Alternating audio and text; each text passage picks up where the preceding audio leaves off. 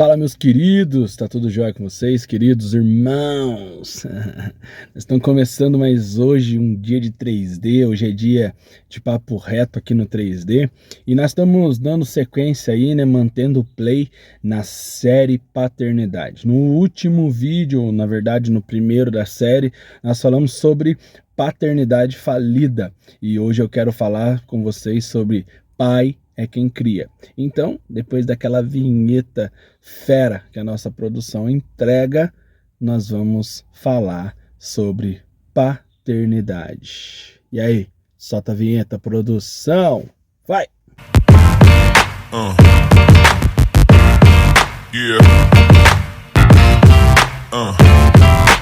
Hoje eu quero falar conosco sobre uma paternidade que, sem dúvida, né, foi uma das maiores que houve. E também, claro, de um nascimento, né, que mudou a história de toda a humanidade. Você sabe de quem que eu tô falando?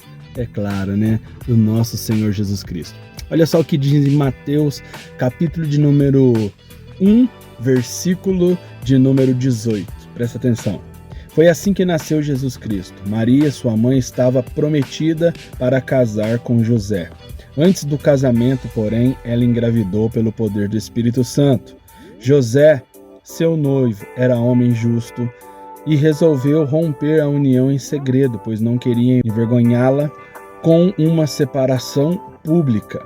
Enquanto ele pensava nisso, um anjo do Senhor lhe apareceu em sonho e disse: José, filho de Davi, não tenha medo de receber Maria como esposa, pois a criança dentro dela foi concebida pelo Espírito Santo. Uau!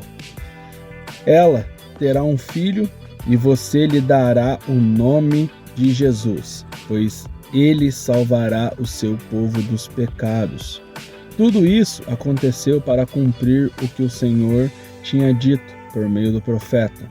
Vejam, a virgem ficará grávida, ela dará à luz a um filho e o chamarão Emanuel, que significa Deus conosco. Quando José acordou, fez o que o anjo do Senhor havia lhe ordenado e recebeu Maria como sua esposa. No entanto, não teve relações com ela até que o menino nascesse e ele lhe deu o nome de Jesus. Querido, presta atenção numa coisa. A gente na igreja tem um costume de falar a respeito sobre aceitar Jesus. Mas percebe algo acontecendo aqui. As primeiras pessoas talvez que aceitaram Jesus nas suas vidas foram este casal, Maria e José. Você entende o contexto a qual essa história se passa? Bem, a Bíblia diz que José estava de casamento marcado com Maria e de repente Maria apareceu grávida. Você já imaginou o que é isso para qualquer homem? Não só para José. Imagina só você. Você está pronto para se casar, você descobre que a sua noiva está grávida. E aí ela chega até você e diz: é que eu fiquei grávida do Espírito Santo. O quê? What? Ninguém ia acreditar nisso.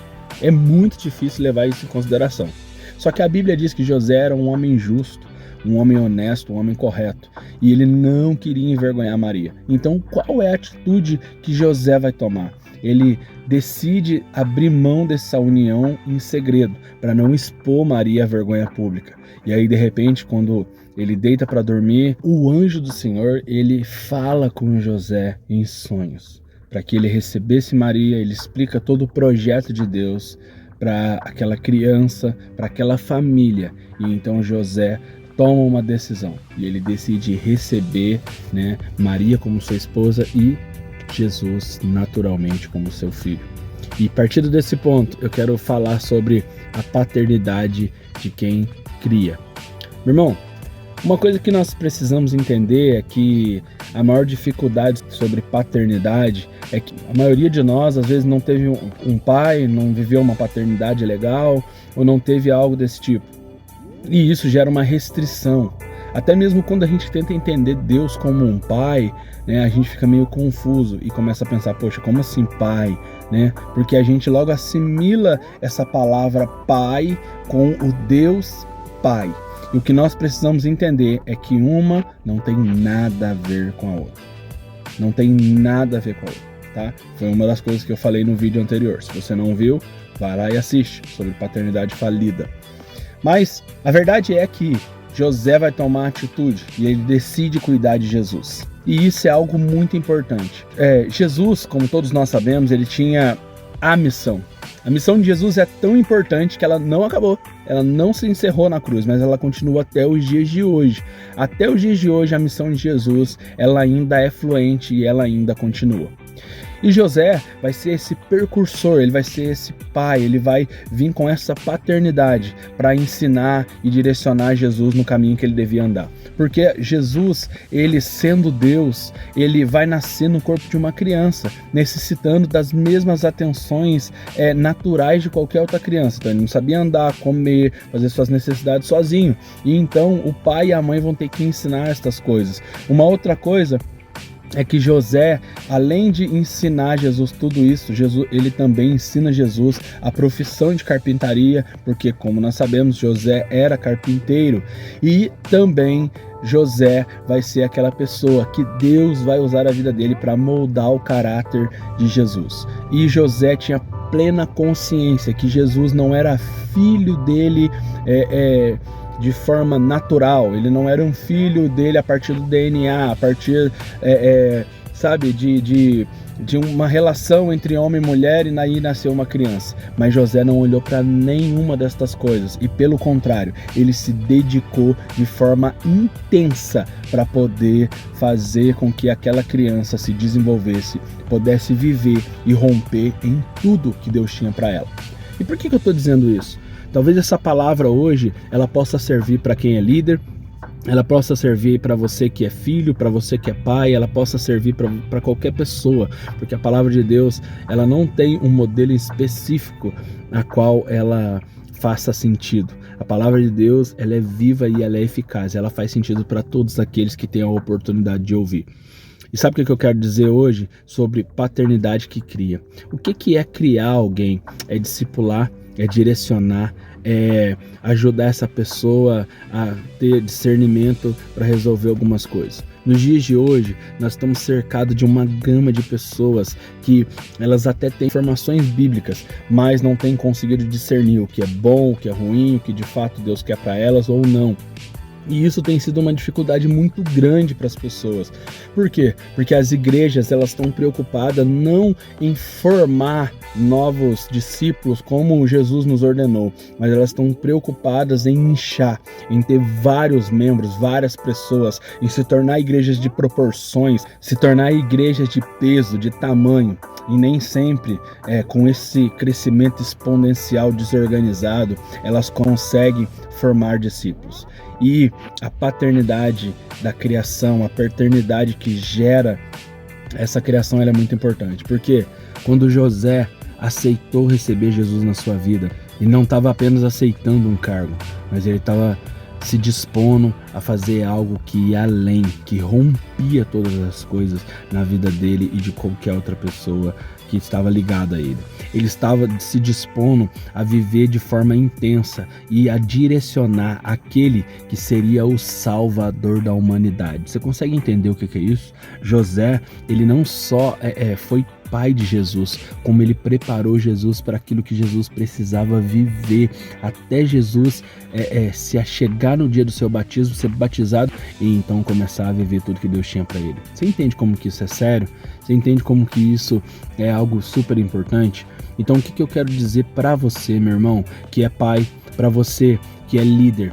Cara, você não está preparando pessoas para viverem qualquer coisa. Para você que é pai, você não está preparando o seu filho para viver qualquer coisa. Você prepara ele para ser pai. O problema nosso é querer sempre estar preparando os nossos filhos para serem filhos. E aí quando eles crescem, se tornam homens e mulheres imaturos. Então a tua responsabilidade não é preparar o seu filho para ser filho. É preparar ele para ser pai, é preparar ele para ser marido, é preparar ele para ser sacerdote. Você, líder, você entende a responsabilidade que está nas suas mãos? Você não está preparando pessoas para que elas sejam eternamente aquele crente 3S, sabe? Sentado, salvo, satisfeito. Mas você está preparando pessoas para que elas se tornem 3D. discípulos de Jesus, que vão discipular outras pessoas e se tornarem discipuladores. Você entende quanto que isso é responsabilidade nossa e o quão isso é pesado em nossas vidas? Quando nós entendemos isso, fica mais fácil a gente, começar a fazer aquilo que Deus nos chamou. Jesus, quando ele estava subindo ao céu, ele nos deu um comando, ele nos deu uma ordem: vão e façam discípulos de todas as nações, ensinando eles a guardar tudo que eu tenho vos ensinado e batizando eles em nome do Pai, do Filho e do Espírito Santo, porque aquele que for batizado, aquele que receber, esse será salvo. O comando que Jesus está dando para nós é um comando de a gente dar sequência naquilo que ele fazia. Jesus, ele não apenas criou seguidores, ele gerou discípulos. O nosso objetivo como pais espirituais e como pais naturais é preparar aqueles que vão vir posterior a nós para continuarem fazendo aquilo que é a vontade de Deus. Então, sabe o que é ser pai que cria? É ser aquele que vai apontar o caminho para aqueles que virão depois de nós, para que eles possam viver e romper naquilo que Deus tem para ele. Se você entender isso, pode ter certeza que você vai estar cumprindo a vontade de Deus para sua vida. Então, meu irmão, que você, depois deste vídeo, você possa viver um despertar e entender que Deus te chamou para algo que é maior, até mesmo do que você. Então, o que nós, como pais e líderes, precisamos entender, que nós somos chamados para gerar e criar filhos que vão viver a base daquilo que Deus tem para eles, que vão viver o propósito que Deus tem para eles. Olha só, quando Paulo ele olha para Timóteo e ele diz: esse é o meu filho que eu gerei nas minhas entranhas. Paulo não está dizendo que ele teve um momento com a mãe de Timóteo ou um casamento com ela e gerou Timóteo. Ele está dizendo que Timóteo foi gerado durante a caminhada. Por quê? Porque pai é aquele que cria. Então, que você possa entender que existe uma série de pessoas que estão precisando dessa criação, estão precisando desse discipulado, desse amor, desse abraçar e ser abraçado. Que você possa se despertar nesse dia e verdadeiramente viver aquilo que Deus tem para sua vida. Meu irmão, Deus abençoe você. Quero te agradecer que esteve até aqui esse momento. Quero te pedir algumas coisas. Curte, comenta, compartilha esse vídeo e permita com que outras pessoas possam estar entendendo também a importância de ser essa pessoa que vai criar e gerar mais e mais discípulos para a glória de Deus Pai. Porque aqui no 3D o papo é reto e que você viva em retidão com o Pai. Que Deus te abençoe e é nóis, meu querido. Tamo junto.